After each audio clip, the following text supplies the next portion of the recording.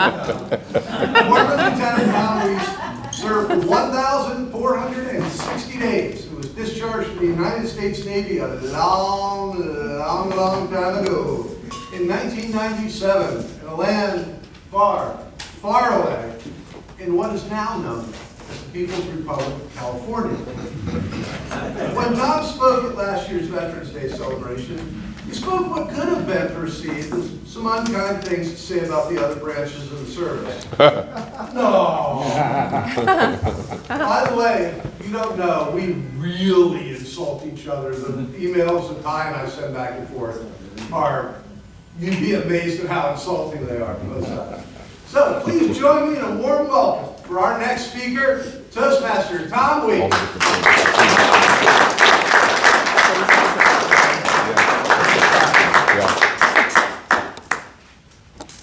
Good morning, fellow Toastmasters. Morning. Good morning. And yes, a year ago for the last Veterans Day presentation, I did speak some unkind words. I denigrated the Army for their bluster and bravado. I denigrated the Marine Corps for being a wholly owned subsidiary and subservient in the Department of the Navy. It's true. And I also denigrated the Air Force for constantly complaining that their golf courses aren't green enough and the prime rib isn't rare enough. I'm sorry. And if there was any hurt feelings with any of these things that were said, I don't care. Get over it. I picked the wrong service. Golf course, leave me alone. Okay. Well, I'll tell you what. As veterans, we're all bound together by a chain, if you will.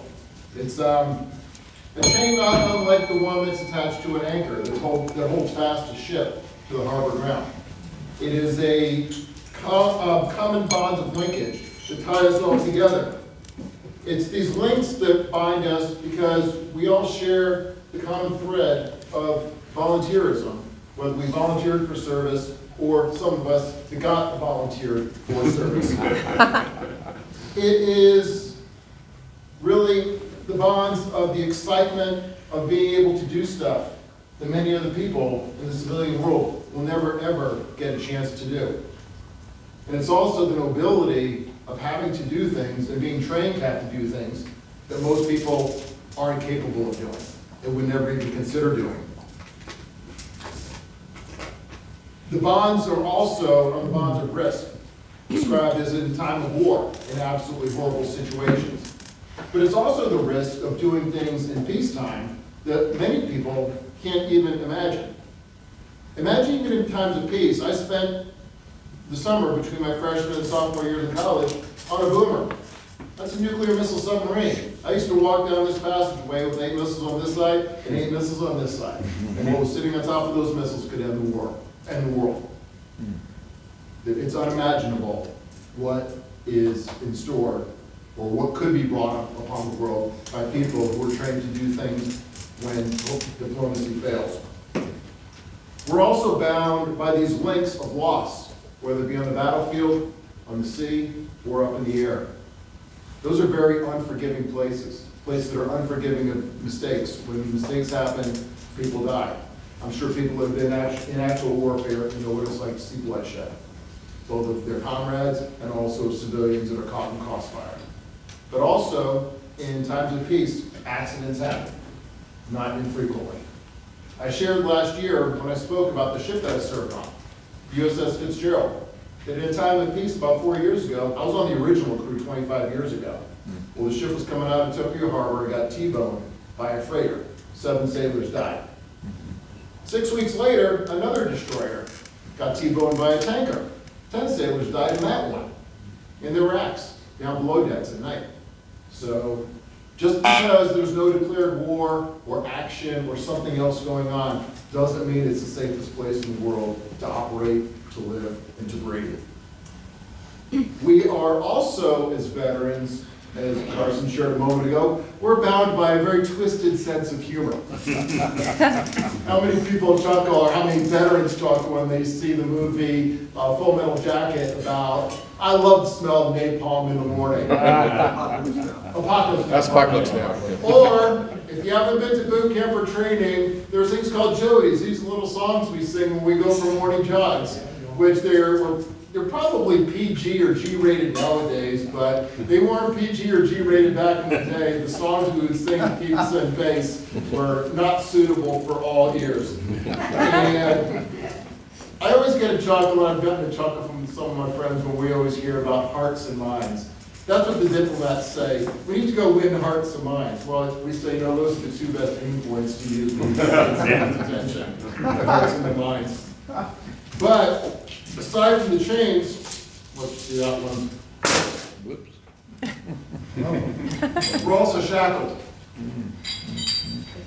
A lot of veterans are shackled by numerous aspects of our service. Aside from the excitement, we also have memories of the long periods of intense boredom that interspersed with periods of incredible, intense action. Those periods of boredom are really hard to fathom. Luckily, some of them are forgotten. Long periods of time being away from our families, being in places that aren't the most beautiful places in the world. And being a former Navy, people join the Navy to see the world and realize all too quickly that 2/3 of it is covered with water. It's not all Maui and Fort Lauderdale.